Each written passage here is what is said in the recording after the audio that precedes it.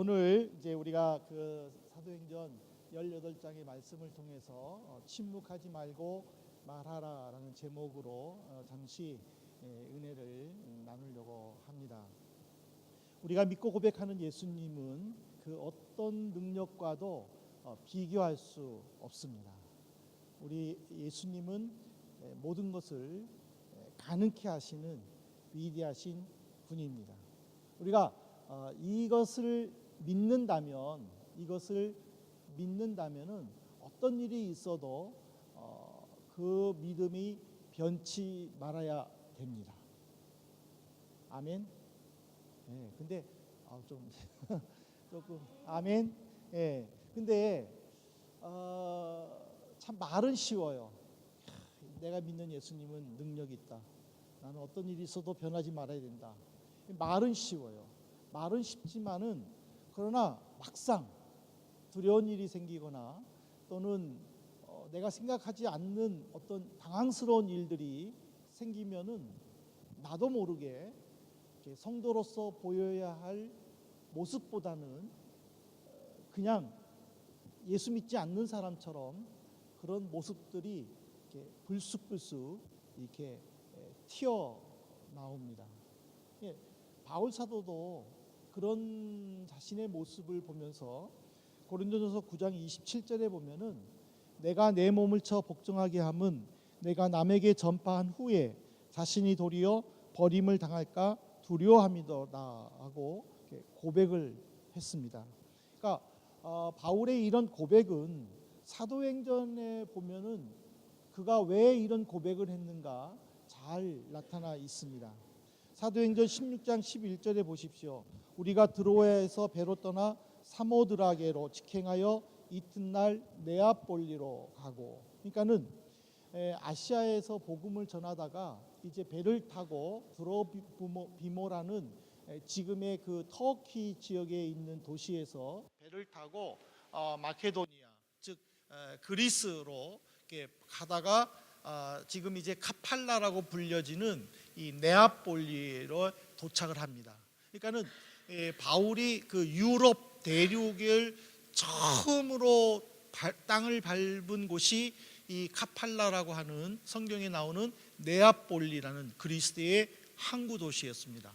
그는 여기서 이제 필리피라고 불려지는 빌립보와 그리고 또 암비볼리와 그리고 아볼로니아를 거쳐서 데살로니가와 그리고 베레아와 그리고 아테네까지 전도 여행을 가고, 그리고 그리스도의 제일 남쪽에 있는 도시 지금 고린도에 도착을 했습니다. 이 그 아시아에서의 전도 여행 그리고 유럽 대륙에 처음 땅을 밟은 그리스도의 여러 도시들을 다니면서 있었던 그 전도 여행은 그에게는 결코 쉽지만은 않았습니다. 그래서 그는 고린도 교회 성도들을 만나가지고 이런 고백을 했습니다. 고린도전서 2장 3절에 보면 내가 너희 가운데 거할 때에 약하고 두려워하고 심히 떨었노라. 그는 너무 많은 어려움들을 당하고 너무 많은 아픔들을 당해가지고 고린도에 도착했었을 때에는 정말 아무것도 할 수 없는 무기력한 그런 상황 가운데에 빠지게 됐다라는 것이죠. 그럼에도 불구하고 예수님께서는 오늘 우리가 읽은 본문에 보면은 이런 약속을 주십니다. 사도행전 18장 9절부터 10절에 보십시오. 밤에 주께서 환상 가운데 바울에게 말씀하시되 두려워하지 말며 침묵하지 말고 말하라. 내가 너와 함께 있음에 해롭게 할 자가 없을 것이니 이 성중에 내 백성이 많음이라 하시더라. 해롭게 할 자가 없다. 이거는 바울에게 정말 듣고 싶었던 말입니다. 아시아에서의 당한 어려움은 차치하고라도 필리피에서 그는 매를 맞고 감옥에 갇혔습니다. 데살로니가에서는 유대인들에게 동조한 그 지역 사람들에 의해서 어려운 일을 당하고 또 추방까지 당했습니다. 그리고 베레아에 가자 베레아에서도 유대인들이 반대자들이 내려와서 바울의 일을 반대를 했습니다. 그래서 그는 도망가는 척하면서 배를 타고 아테네로 내려왔습니다. 아테네에서 그는 전도했지만은 수많은 철학자들이 그를 말쟁이라고 조롱하면서 바울의 말을 무시했습니다. 이런 와중에 그의 유일한 동역자였던 실라와 디모데가 헤어졌습니다.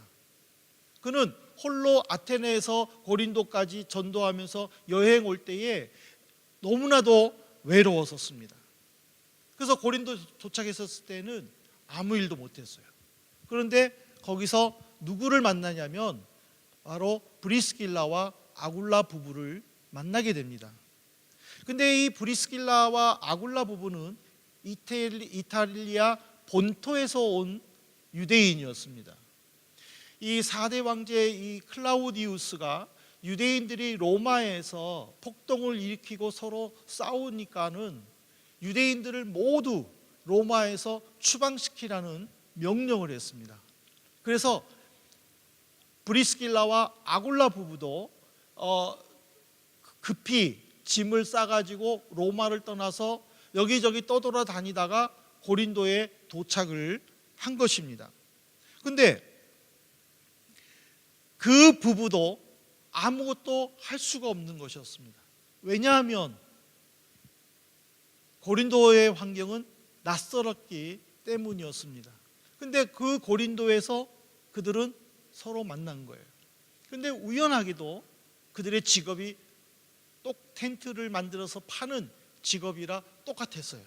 그래서 그들이 친하게 지내고 텐트를 만들어 팔면서 같이 신앙 이야기를 하고 그러다가 조금씩 회복이 된 거예요.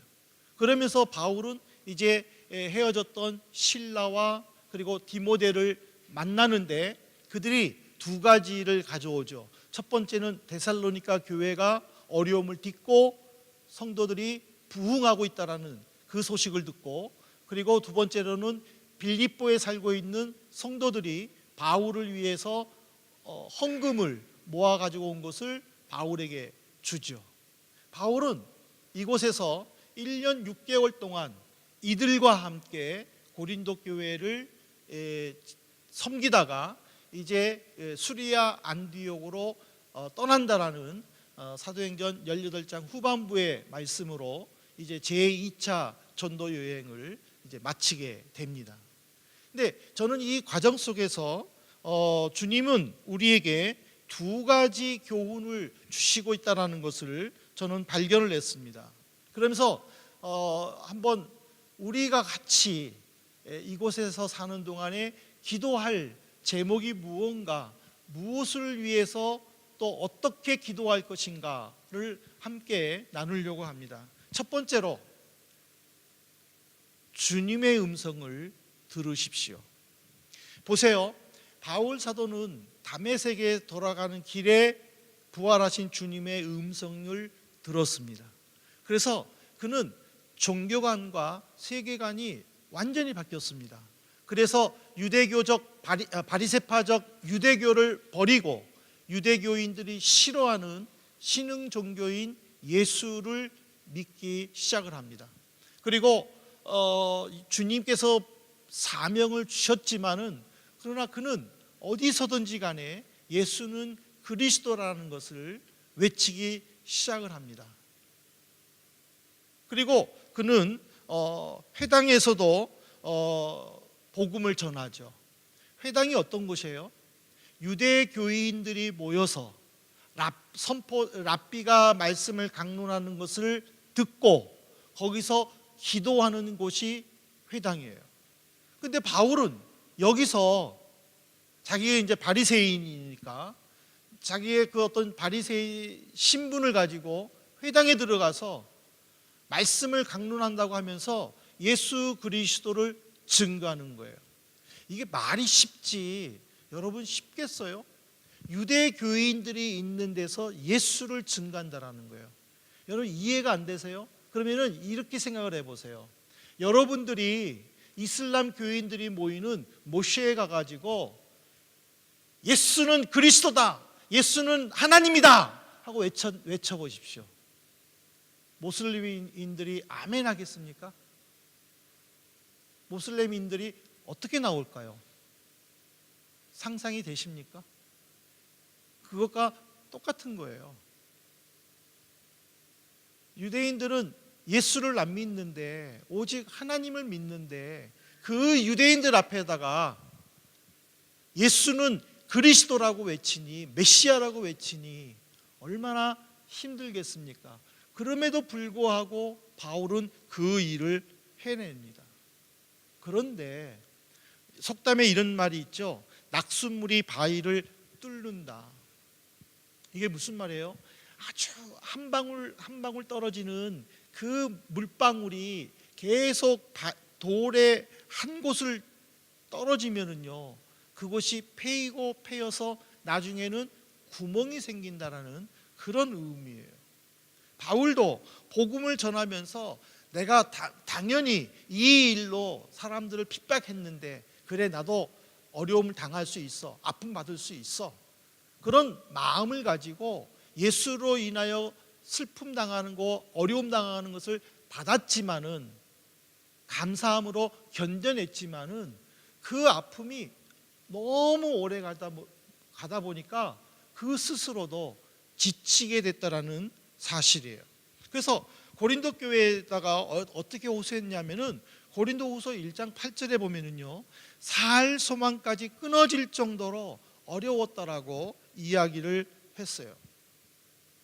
그러지만 그는 골로새서 4장 3절에 보면은 골로새 교인들에게 복음의 문이 열어지고 담대히 복음을 전할 수 있게 해달라고, 나를 위해서 기도해달라고 하면서 그는 전도 여행을 계속 해나갔어요.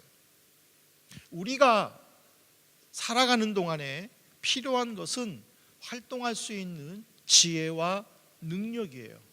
그러나 지혜와 능력이 있다고 우리가 이 세상에서 잘 살아갈 수는 없어요. 하나님의 말씀이 있어야 돼요. 하나님은 지금도 우리에게 성경을 통해서 필요한 말씀을 주시고 계셔요. 우리가 매일 말씀을 읽을 때 깨달음을 주시고 세상을 판단할 수 있는 지혜와 능력을 주셔요. 말씀과 함께하는 사람들은요, 실패하지 않습니다. 두 번째로 이 말씀을 통해서, 이 내용을 통해서 주님이 우리에게 주시는 교훈과 그리고 내가 기도해야 할 내용은 좋은 사람을 만나십시오 입니다. 바울 사도는 실라와 디모데와 함께 전도 여행 다니는 동안에는요, 어려움이 있어도 극복해 나갔어요. 그리고 오히려 빌립보에서는요, 실라와 함께 찬송하면서 기도했다라고 성경은 기록되어 있었어요. 그런데 그들과 베레아에서 헤어졌어요. 아테네에서 홀로 복음을 전했지만은 말쟁이라는 비난을 받았어요. 그는 급 다운됐어요. 그는 외로움을 느꼈어요. 그러나 브리스길라와 아굴라를 만나고 실라와 디모데가 다시 합류했을 때에 그는 고린도 교회에서 1년 6개월 동안이나 섬겼어요. 그래서 고린도 교회의 그 동판을 여러분들이 보실 텐데, 그거를 보면은요, 1대 담임 목사가 바울이에요. 그리고 2대 목사가 실라예요. 3대가 아볼로예요. 지금은 이제 89대가 지금 목회한다고 했는데, 저 맨 위에 1번이 바울을 의미해요. 그리고 2번이 아볼로라는 헬라어 단어예요. 그러니까는 그는 이런 힘을 얻었다는 거예요. 또 브리스길라와 아굴라를 보십시오. 이태리에서, 로마에서 텐트를 만들면서 오랫동안 살았어요. 그런데 클라우디우스로 인하여 추방당해 가지고 떠돌아다니다가 고린도에 정착했어요. 그러나 그 고린도에서도 그들은 마음을 열지 못했었어요. 왜? 낯선 환경 때문에. 저는 이 말씀을 준비하다가 브리스길라와 아굴라가 얼마나 힘든 삶을 살았을까를 어느 정도 알 수 있을 것 같아요. 왜냐하면 우리가 그러잖아요. 우리가 익숙한 환경에 벗어나서 낯선 환경에서 낯선 언어로 이곳에서 살고 있지 않아요? 브리스길라와 아굴라도 마찬가지였다라는 사실이에요. 근데 이들에게 한 줄기 희망이 있었어요. 뭐예요? 바로 사도 바울을 만났다라는 거예요. 그들은 바울과 함께 텐트를 만들면서 신앙 이야기를 하면서 서로를 격려했어요. 그러다 보니까는 브리스길라와 아굴라도 점점 마음 문을 열게 되는 거예요. 이들에게, 바울과 브리스길라 아굴라 부부에게 필요했던 것은 믿음 좋은 사람이었어요. 저는 말씀을 맺으면서 우리 성도들에게 그렇다면 여러분들은? 이라는 질문으로 도전을 해드립니다. 여러분들은 바울 사도처럼 하나님의 음성을 들으십니까? 여러분들은 바울 사도나 브리스길라와 아굴라 부부처럼 믿음 좋은 사람들을 만나고 계십니까? 여러분들에게 신뢰감을 갖고 서로의 아픔을 나눌 믿음의 식구들이 있습니까? 바울 사도가 주변 영향에 간섭받지 않고 계속되는 핍박에도 복음 전파하면서 자신의 일을 통해서 가르칠 수 있었던 것은 하나님의 주신 말씀과 하나님께서 보내주시는 믿음 좋은 사람들이 곁에 있었기 때문입니다. 저는 사도행전 14장을 통해서 우리 혼자서는 사역을 감당할 수 없고 혼자서는 살 수 없다라고 저는 말씀을 드린 적이 있습니다. 하나님께서 우리 개개인에게 주시는 말씀이 있어야 돼요. 그리고 믿음이 좋은 사람이 내 주변에 많이 있어야 돼요. 그리고 나의 연약한 부분을 채워주고 함께 기도하고 격려해 줄 수 있는 그 사람이 있어야 된다는 거예요. 저는 그래서 여러분들에게 이렇게 기도하라고 말씀 권면드리고 싶어요. 지금부터라도 여러분들 개인적으로 주의 말씀을 들으시기를 진심으로 부탁을 드립니다. 정말 직접적으로 주의 음성을 들으시면은 좋겠지만 그것이 어렵다면 여러분들 제가 만들어준 올해 초 이 말씀 카드 있지 않습니까? 여러분들 이 말씀 카드 다 가지고 계십니까? 이 말씀 카드를 다시 한번 꺼내서 묵상해 보십시오. 하나님이 올 2018년도를 시작하면서 하나님이 나에게 어떤 말씀을 주셨는가? 우리 교회는 일반 교회들처럼 그냥 인쇄소에서 사서 만들어 드리지 않았습니다. 제가 말씀을 읽고 그리고 그 말씀 속에서 성도들과 함께 나누고 1년 동안 기도하고 나누고 싶은 말씀들을 만들어서 우리 그 미술 전공하는 자매를 통해서 매년 이렇게 만들어서 나눠드리고 있습니다. 내년에도 나눠드릴 거예요. 근데 제가 올해 사모한테 미션을 줬어요. 한번 우리 성도들을 위해 기도하면서 말씀을 한번 뽑아봐라. 내가 그동안 줬으니까 이제 사모님이 뽑아가지고 만들어서 한번 줘보자. 말씀 얘기를 했는데 이 말씀이라도 우선 붙잡으십시오. 이 말씀을 가지고라도 올해 기도해 보십시오. 남은 생에 2018년도의 마지막을 하나님이 여러분들에게 아름답게 장식할 수 있도록 인도해 주실 줄로 믿습니다. 그러나 말씀만 가지고 있어서는 안 돼요.